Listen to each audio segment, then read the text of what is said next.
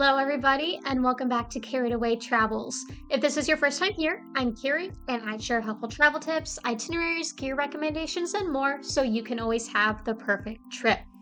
Now, this week, I want to give you some tips for how to pack for a week in Iceland. My husband and I just got back from there at the beginning of April. We spent a whole week exploring just this beautiful country, and it was hands down one of the most amazing experiences of my life.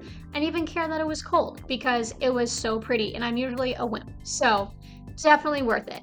But we did learn from research beforehand and personal experience that there are some right and wrong ways to pack. There are some mistakes you don't want to make. There are some items you want to have in your suitcase. Today, I would like to walk you through that process and make the whole packing situation easier for you. So like my previous packing videos, this one's going to be in two parts. I want you to be able to see my thought process as I originally packed for this trip. And then I'm going to come back as the older and wiser version of myself and share things that we found particularly helpful and any items that maybe I would have left or replaced. I find that doing it this way is pretty helpful because then you can see my thought process and kind of compare it to what you're thinking. And so maybe if there's something that I later realized wasn't a good fit and you were originally having that same thought, then you know why I would not recommend it after actually experiencing the country and using that item. So I'm going to go ahead and go back in time to that footage and let you guys see how we packed. Okay, so we are going to be gone for a total of 8 days with 7 days in Iceland and then an additional day for travel the night before because we're taking a red-eye flight. So the key for packing for Iceland is to have warm and waterproof layers. So we're taking a lot of items that we'll be able to put on or off as the weather changes because the weather in Iceland is known for being a little crazy and it could be a snowstorm one minute and sunshine the next. So keeping that in mind, here's the items that I am planning to bring. First up, I have socks. Lots and lots of socks, all right? I have fuzzy socks, I have long socks, I have a couple pairs of like nice compression socks from Dr. Motion. These are going to be key to keeping our feet warm. I also have a couple extra pairs for the hotel at night because I always sleep very cold. So definitely starting with a strong base here. Next up is shirts. So I have 8 shirts here, one for each day, just because you never know if one is going to get drenched or you're gonna spill sauce on myself. So I have 8 different shirts here and I have a variety of like warm sweaters, fleece lined sweatshirts, and just long sleeve t-shirts. But the key here, like I said, is layers. So in addition to all those shirts, I'm also bringing thermals. So I have 2 sets of thermal leggings and t-shirts here. And so I will be wearing a thermal shirt underneath all of these. And for the t-shirts as well, just because those are thin layers, these are gonna be for days where I look at the weather and it may be a little sunnier and I see some opportunities where maybe I want to add more or less layers. I am also bringing just a fleece lined pullover. So I should have the option to have 3 nice cozy layers if I need it, plus my waterproof ski coat. So I shouldn't be cold, but if I do get a little toasty while we're driving somewhere, I can easily take off a layer and know that I'm gonna be comfortable the whole time. Now, pants are where you can kind of make or break your trip because no one wants to walk around in wet pants after being stuck in a rainstorm. So I am bringing 4 pairs of outer pants for this trip. I have 1 pair of jeans, and these are really just going to be for like an evening or a day where there's not supposed to be any rain. But underneath those, I will have those thermal leggings as well. And then for days where we're maybe visiting waterfalls or different towns, I have 2 pairs of windproof, water-resistant hiking pants. And these are going to go over fleece-lined leggings. So I have a waterproof, water-resistant layer that's also windproof, and a nice warm fleecy underlayer to go under that. So you're not going to see these at all, but these are going to keep me nice and toasty. And then this is what you're going to see on the outside. So I will be wearing these pants for a couple different days as an outer layer. Same thing with the jeans. I'll be wearing those more than once. And then for our days that are mostly travel, I have this pair of leggings. We're doing an overnight flight, so like I'll wear these on our red eye, and then when we get to Reykjavik, I will probably change into something a little bit warmer.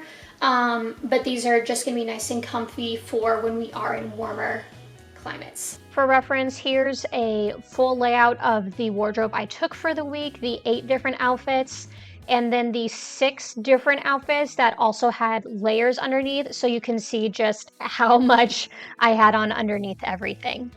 And then of course I just have some pajamas. Instead of doing like normal pajama pants, I'm bringing a pair of cozy yoga pants just in case I do need an additional pair of pants, since that's where I'm kind of skimping. And then just a t-shirt. And of course, since we are visiting a couple lagoons, the Blue Lagoon and the Secret Lagoon, I have my swimsuit as well. Now, the thing that's probably going to make or break your trip is actually your footwear. Again, weather in Iceland can be crazy, cold, wet. So you really want good boots.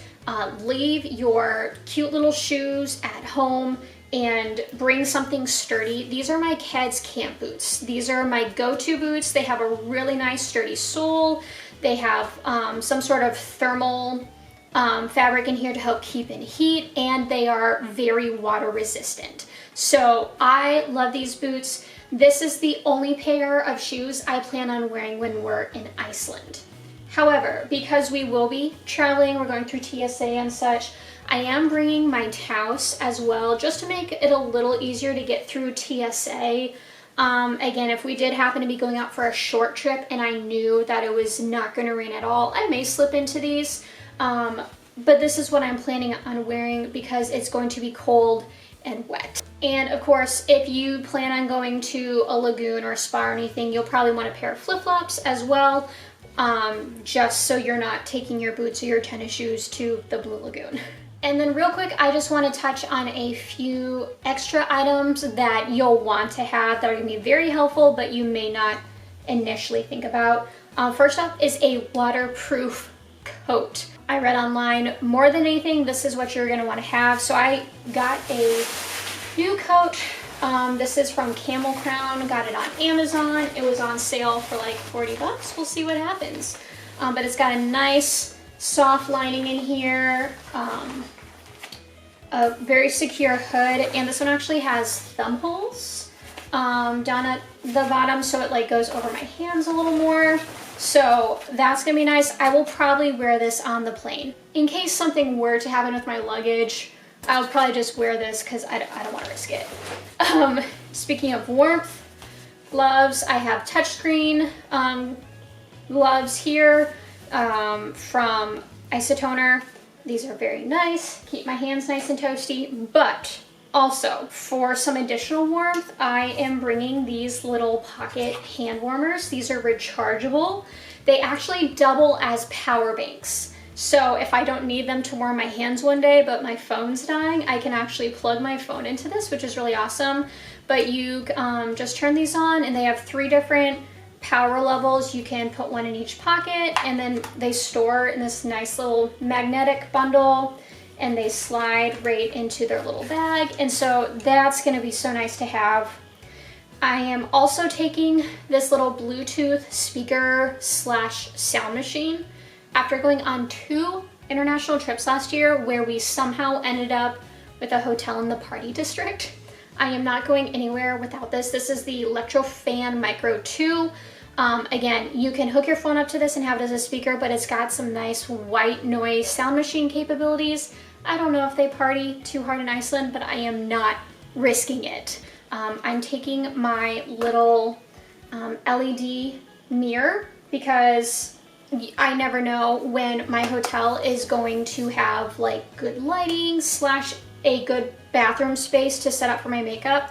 So if any of my hotels doesn't have a good space to get ready in the morning, I can just get ready somewhere else in the room with this. I am also bringing my Septics or Keptics travel adapter / surge protector. I love this thing. You can change out the plug in the back to pretty much anywhere around the world. It has an additional little USB plug there that is just an extra power source, couple USBs, and then a couple just normal US adapters. I love this thing, and it goes down to so small, just this little bag, and I'll usually put the normal type A US plug in here as well, just so I have it. But I love this thing, and I've taken this all over the world. I'm also taking a little hat, a nice warm little hat, to be clear, because it's going to be freezing. I want my head and my ears covered. And then the last thing that I'm taking with me is this little travel set from Happy Lux. This is my new official travel pillow. It is so soft. It's just the right size for my red-eye flights, and this cover comes off so I can wash it. It's this super soft fabric, and this is a scarf that doubles as a travel blanket. So I will have this with me on the plane if I need it, but it will also be a scarf if I do need one more layer of warmth while we're in Iceland. That's just so convenient for me, so I'm not going anywhere without that. Because our plane tickets only allowed for one personal item per person, we decided to share a checked bag, and we're using my new rolling suitcase. If you haven't seen these before, they're really cool because they collapse down for easy storage, but when they pop up, they have plenty of space and lots of pockets and stuff to make packing really easy. And since we do have a lot of fluffy items, we'll be using these Core Surf compression packing cubes just to help keep everything nice and tidy. And here's how everything looked all packed up. All right, and that is how I packed for the week. Now, for any guys watching, my husband had almost the exact same type of wardrobe. The big differences were he didn't have leggings to wear on the plane, so he just wore jeans. So he had 2 pairs of jeans. He still had thermals under everything. He just wore thermals more because he didn't have fleece-lined leggings. So just keep that in mind. Otherwise, same thing, waterproof coat, waterproof boots, warm socks across the board. So just remember, layers are so important, and you should be really good to go. So now that I'm back, let's dive into what I would have done differently and what things were good. I think the number one thing I would have changed from my packing video would be the footwear. Now, I talked about how tennis shoes don't really have a good place in Iceland, and that was 100% true. We actually ended up ditching our tennis shoes in our car at the airport and just putting on our boots, because we're like, if we don't really think there's going to be a place to use them, why even bring them? Best decision, okay? If you're visiting Iceland in summer, you may have a place for tennis shoes, but if you are visiting in the cold season, don't bring them. Leave them at home, save the weight and the space. All right, we wore our boots the whole week. That was the only pair of shoes we wore, and it was absolutely perfect. I did not have another time where I was like, man, I wish I had my tennis shoes, because it was cold. We were walking through snow. It rained. Like, there was just not a place for a tennis shoe, and there were other people on our tour that were wearing tennis shoes, particularly some like older people, and I was so nervous because we're walking by these cliffs and they were slipping everywhere. Like, there are signs that recommend boots with the crampons, like the little spikes to go in your boots, and these people were in tennis shoes, and I was so scared we were gonna lose someone. Okay, leave your tennis shoes at home. Like, I just do not see a good reason you would bring tennis shoes if there's any chance you'll be around the snow. And honestly, like, it's just wet enough. Just going to the waterfalls, you can get soaked. Just bring waterproof shoes. It just makes sense. The other thing is, we really didn't even need the flip-flops. I had read you might want them for the lagoons, but the secret lagoon, the locker room is like 10 feet from the pool. You just walk right out. I didn't need those.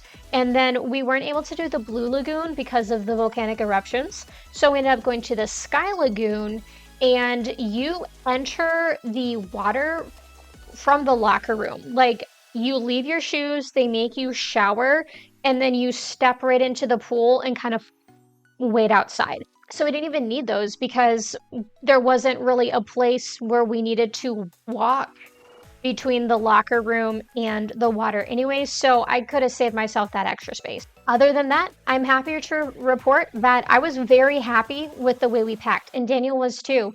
Everything worked out just so well because we planned, and I think we had the right tools for the job. So just a couple things I really want to point out and emphasize that you need to have with you if you're going to be in this cold climate.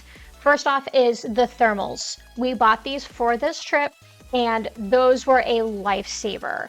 I did also wear fleece-lined leggings, but having that warm fuzzy layer underneath was huge. Like, I tend to be cold all the time, and I was not cold at all, even though we were in like freezing weather. So the thermals were fantastic. Plus, it's just so easy to slide those underneath other clothes because they are a little bit thinner. So that was a great investment. Also, the waterproof coats. I obviously had read that these were important, but I did not understand to what extent they would be important until we actually got there. And it wasn't even necessarily because of the snow. We did go through some snow, but the big thing was the waterfalls. These massive waterfalls are just so powerful, and then sometimes there's wind coming through, and just by standing near the waterfall, you can get absolutely drenched. We visited one waterfall where Daniel took a video, and then his phone was messed up because the spray coming off of that was just so intense, but we were dry because we had our waterproof coats on. So I would definitely say if you don't have a waterproof coat, invest in that. We found those ones, like I said, on Amazon for $40 to $50. I got one for him, one for me, and they worked great. They were nice and warm. They were waterproof. I am so glad I didn't take the coat I had here because I would have been so miserable. So that was a very good investment as well. I'm also happy I took that LED mirror. The hotels were kind of hit or miss. Our very first room, I had a sink about this big, which I was like, okay, well, where do I put anything? So I was able to take that little LED mirror and do my makeup and my hair at the desk in the room. And so that just made life a whole lot easier. I'm also really glad I took my little Electrofan Micro 2 sound machine, particularly in Reykjavik. It wasn't crazy loud. We weren't in a party district, but there were a lot of morning noises in the city. And I was so glad that we had that, especially when we landed at, we got to our hotel at 5 a.m. And so I was just ready to pass out, but I could hear the city starting to wake up around us. So that was huge. We used that sound machine every night, and that was just an absolute lifesaver to get some like quality rest. And something I didn't really touch on as much, but the compression cubes were also fantastic. We ended up using them to organize all those different layers, and they just worked out so nicely because we had a ton of fluffy stuff and we were able to fit it all into one suitcase. It worked really well, so I'm very, very glad we had those Core Surf compression cubes. We used 3 sets between the two of us, and then we had a few other just regular packing cubes that we used for like socks and underwear and stuff. But I think that was a great idea because it gave us the space we needed to fit everything into one shared suitcase. Something that I didn't think about until we got there, but kind of ended up working out for us, was you don't need to bring cash. I planned to exchange some American cash for Icelandic krona when we got to the airport, but when we got to the airport, it was closed on the Iceland side. And there wasn't one open in the Baltimore airport for some reason, but it ended up working out just fine. We actually saved money because we didn't have to pay the exchange rate, and you just don't need it. It's a very modern country, so we were able to use card wherever we went with no problem. But keep in mind, American Express is not widely accepted, so make sure you have like a Visa, maybe a MasterCard without a foreign transaction fee, and that'll be really smart to have with you as well. And last but not least, I'm so glad we took our nice cameras. We ended up taking our drone, GoPro, and my mirrorless camera, and I just I am so glad I took them. You can see a huge difference between my phone and the cameras and just how well they capture the beauty of Iceland. It is so stunning. So I'm so glad I was able to capture some of that on higher quality devices. And just in case you're wondering, like, is it safe? Yes, we never felt unsafe like anywhere. It was kind of crazy after some of the other places we visited.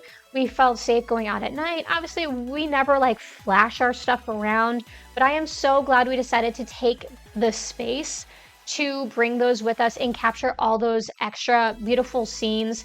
If nothing else, if you have just like a nice DSLR or mirrorless camera, bring that because there are some stunning landscapes, and I just know that you'll want to capture those moments in higher definition than just what your phone can do. And that just about wraps everything up. If you have any questions or comments, feel free to drop those below and I'll get back to you as soon as I can. You can find a lot of the items that we took with us on my Amazon store in the affiliate shop. If you make a purchase through those, doesn't cost you anything, but it does actually support the blog, and then you'll get to use the same items that we did as well. I'll also link to a few other items in the description just in case you're interested, like the suitcase, packing cubes, and sound machine. You can find those easily. If you're interested in learning more about the actual activities that we did in Iceland, be sure to check out my blog and then stay tuned because I'm going to start releasing a lot of information about the South Coast, the Golden Circle, the lava show in Reykjavik, like all sorts of different things that you may want to do as well. So be sure to subscribe if you're not already and check out my website at www.cochranwriting.com. You can also find this packing list on my blog and get the full breakdown without having to watch this video again. Once again, that is cochranwriting.com and the Carried Away Travels blog. Thank you so much for being here, and I wish you many happy travels.